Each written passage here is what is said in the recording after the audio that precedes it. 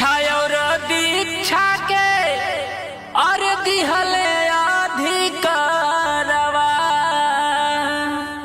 शिक्षा और दीक्षा के और दिहले अधिकारवा। लाखों लोगवा खातिर जीवन दान